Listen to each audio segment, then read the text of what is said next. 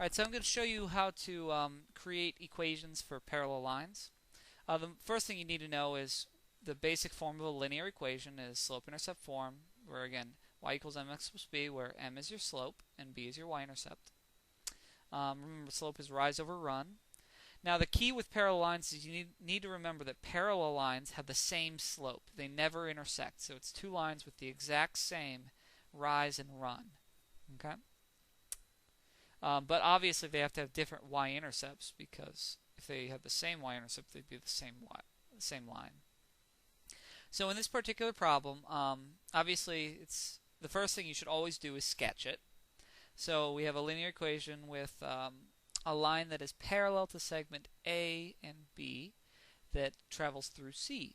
So you're going to plot A and B first, and then you'll connect them with a line to show that it's a segment, but we're going to draw it as a line anyway.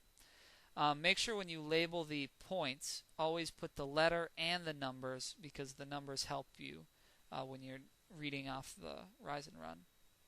Alright, and then we have point C, which is at 5, 9, so that's going to be over there.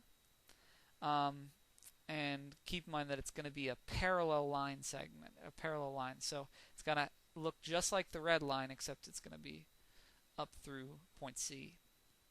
Okay, so that's what we're trying to find. We're trying to write the equation of those lines. So in order to start this, first we have to always find the slope. So in order to write an equation, you need slope and a y-intercept. Slope is usually the easier one to find.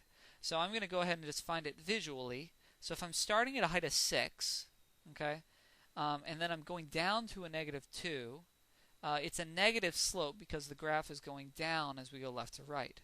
So again, it's from +6 down to -2, so it's going to go down 6 down to 0 first, which is 6, and then 2 more, so a total of 8. So the rise is -8, it's going down 8, and then your run is run is always positive, so we're going over from -1 to 3, and that's a total of 4 spots. So -1 to 0 is 1, and then 0 to 3 is 3 more, so it's a total of 4. So your slope is -8 over 4, which simplifies to -2 or -2 over 1. Now, that is the slope of segment AB. Now, you need to know that the slope of the parallel line has to be the same. So the slope of the line that we're looking for is also going to be -2 over 1 or -2. Okay, as you can see visually, it comes out the same. So now, after you know your slope, then we have to find the y-intercept. Well, the way to find the y-intercept is you plug in a point and you plug in your slope into the equation. So we're going to go ahead and plug in -2. Now, when you plug in your point, make sure that you pick a point from the line that we're actually looking for. We're not trying to create an equation for segment AB. We want the equation for line C. So make sure you plug in the x and y value for C. So again, you just plug those in, simplify, balance, and then you find B, which in this case is a +19. Okay? So now once you have your slope and your y-intercept, you can create the equation. So the final thing is to rewrite the equation. And then I would always recommend to visually check to make sure it looks about right. So again, in this case, it's y equals -2x plus 19, which is our y-intercept. Now, +19 says that it should cross the y-axis up there at 19.